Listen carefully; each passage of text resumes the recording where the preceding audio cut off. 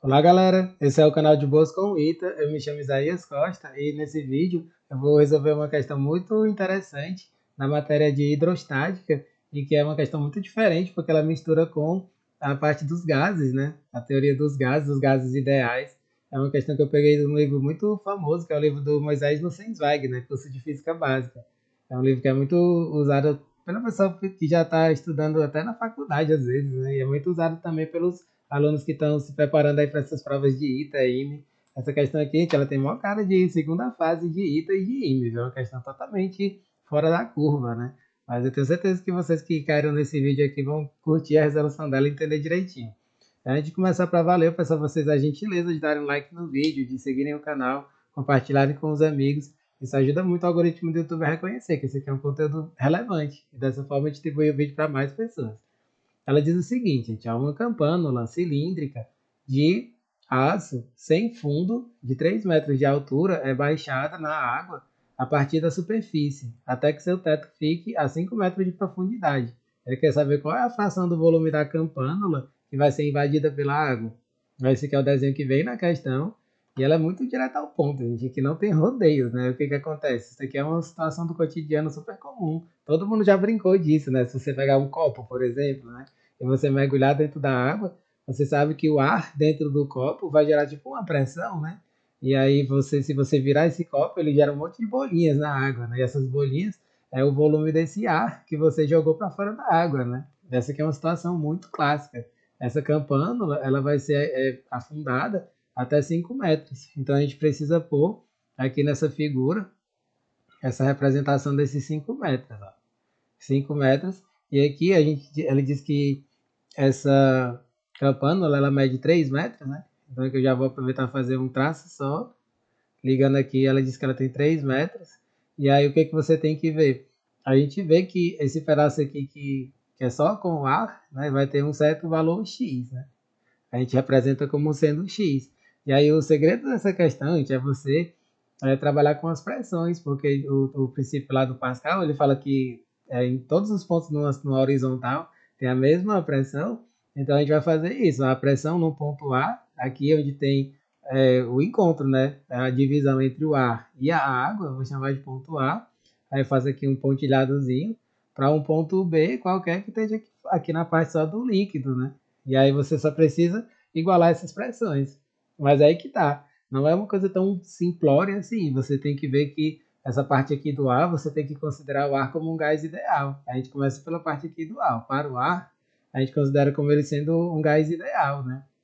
E aí ele sendo um gás ideal, a gente tem que ver o antes e o depois. Ó. Vou fazer bem bonitinho aqui o esqueminha, o antes. Ó. O antes, ele vai formar tipo um cilindro, né? A gente vê que isso aqui é um cilindro.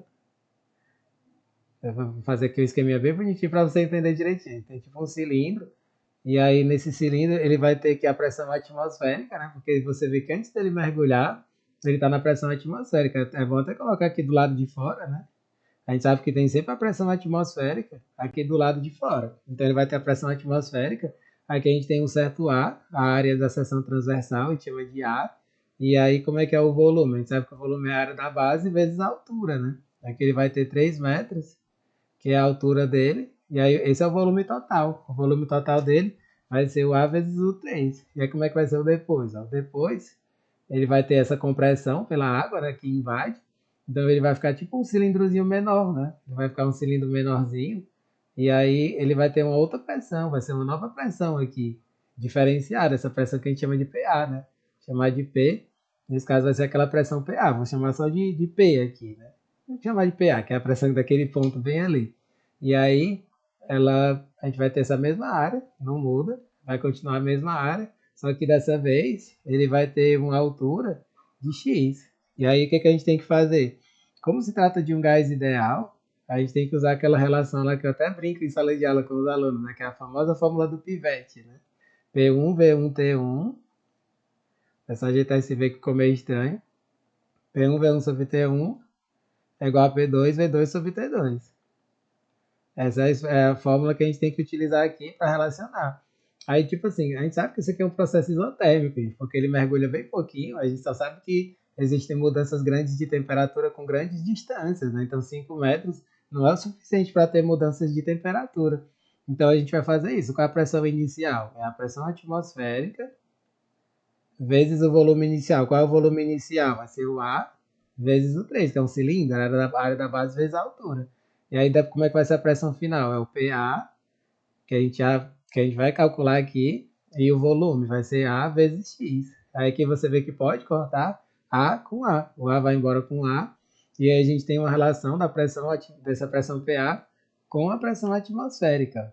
E essa vai ser a pressão naquele ponto. A pressão PA vai ser 3 vezes a pressão atmosférica dividido por X, que é essa distânciazinha ali do final da campânula até o ponto onde está na água, né? Bacana isso, né, gente? Esse aqui é o primeiro cálculo que a gente tem que fazer. Aí agora a gente vai fazer a equivalência aqui das pressões, né? A gente vai fazer PA é igual a PB. Aí o PA a gente já sabe como é que é, e esse PB, pelo princípio lá do Pascal, a gente sabe que é ρ GH mais a pressão atmosférica, né? Então a gente vai ficar com isso, ó, 3 vezes a pressão atmosférica sobre X é igual a pressão PB, vai ser a pressão atmosférica, somada com essa pressão que foi para baixo, né? Porque você vê que ele tem uma certa profundidade aqui, né?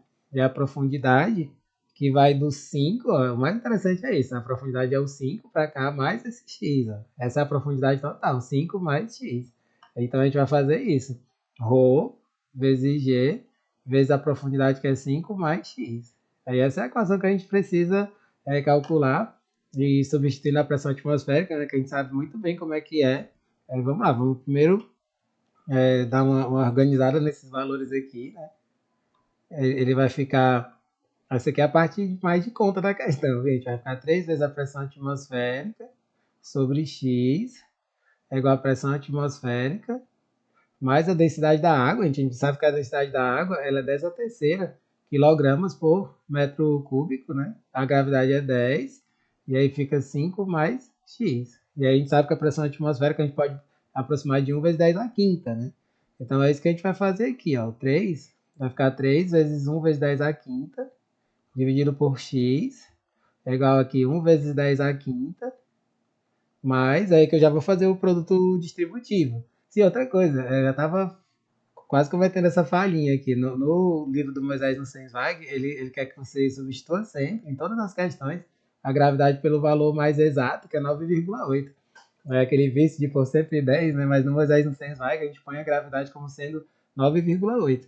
Aí quando a gente faz esse produto distributivo aqui, ele fica 49 vezes 10 a terceira, mais 9,8 vezes 10 a terceira, x. Aí que a gente tem que resolver essa equaçãozinha que é bem complicadinha, mas dá para resolver, gente. Essa aqui vai dar uma equação de segundo grau, um pouquinho puxada, mas a gente consegue resolver. Ó, a primeira coisa que eu vou fazer é mexer nesse 49 vezes 10 a terceira, que é a mesma coisa que 0,49 vezes 10 a quinta, percebe? Quando você anda duas casas para a esquerda, ele aumenta 2 no expoente. Então aqui eu vou só repetir. 3 vezes 10 a quinta sobre x é igual a 1 mais 0,49 fica 1,49 vezes 10 a quinta mais 9. E aqui eu também vou alterar esse outro, gente, para poder ficar na maior potência possível que possa ser simplificada. Eu vou escrever da seguinte maneira, 0,98, aí vezes 10 a terceira fica 10 a quarta vezes x. Aí bem aqui eu vou fazer logo isso, eu vou fazer uma divisão por 10 a quarta em todos os termos. Eu posso dividir tudo por 10 a quarta e aí assim vai ficar mais simplificada. No final vai ficar uma equaçãozinha de segundo grau não tão complicada de resolver. Aí quando eu divido tudo por 10 a quarta, fica 3 vezes 10, 30 sobre x é igual a 1,49 vezes 10, que fica 14,9, somado com 0,98x. Aí o que eu vou fazer agora? Eu vou multiplicar tudo por x. Né? Quando eu multiplico tudo por x, ele fica com uma carinha de equação do segundo grau. Aí vai ficar 30 é igual a 14,9x mais 0,98 x ao quadrado. Aí essa é a equação do segundo grau que a gente precisa resolver. Vou passar para cá assim, vai ficar 0,98 x ao quadrado mais 14,9x menos 30 igual a zero. Aí a gente precisa calcular o delta e o Bhaskara. O delta vai ficar 14,9 ao quadrado, menos 4, vezes o A, que é 0,98, vezes o C, que é menos 30. Essa aqui é uma continha chatinha, né, gente? Que, enfim, você tem que ter paciência com contas assim, né? Afinal, a gente está falando de um livro bem pesado, que é o Moisés do Sensweig, né? Eu tinha feito essas continhas todas aqui previamente, né? Fica 222,01 somado com 117,6. Aí esse delta fica 339,61. E quando a gente tira o raiz de delta, ele fica aproximadamente 18,43. Esse é um valor bem aproximado para o raiz de delta. Aí como é que vai ficar o x? Esse x ele vai ficar menos o b, né, menos 14,9, mais ou menos o raiz de delta, que é 18,43, dividido por 2 vezes o a, que é 0,98. Aí aqui, gente, a gente já sabe bem que o negativo não pode, né? Você vai ter uma distância negativa, né? O negativo você não pode, então a gente já passa logo para a resolução correta, né? O resultado correto, que é o x positivo. Quando a gente faz aqui o x positivo, menos 14,9 somado com 18,43, fica 3,53 dividido por 1,96. Aí essa divisão dá super bonitinho, então é um valor bem praticamente exato, né? Fica 1,80, zero, fica tipo assim, uns 3 casas decimais do zero aqui. Então 1,80, 00 alguma coisa. Então a gente pode realmente deixar como sendo 1,80 metros. Ou seja, esse aqui vai ser o X, é a parte onde você vai ter ar dentro da campânula, né? Aí aqui é a parte mais interessante, eu vou completar aqui na figura. Isso aqui vale 1,8 metros, né? Aí se ela tem 3 metros, então qual vai ser a parte que vai ser invadida pela água? Dá para você fazer aqui de forma até aritmética, né? Vai ser 1,2 metros. Mas assim, se você quiser, você pode até fazer por regra de 3 e tudo mais, sem problema nenhum. Mas a gente já sabe disso, que a água vai invadir 1,20 m, né? Sabendo que ela tem 3 metros, aí você diz, a água invade 1,20 m. Ela vai invadir 1,20 m. Aí ele quer saber qual é essa porcentagem, né? Essa porcentagem é só fazer uma regrinha de 3 super tranquila, a gente chega na resposta.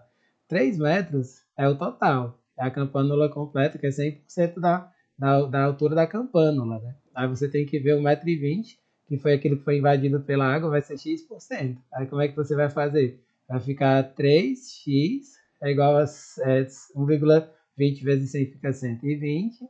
Aí 120 dividido por 3, 40%. E essa é a resposta dessa questão. 40% é o percentual que vai ser invadido pela água dentro dessa campânula.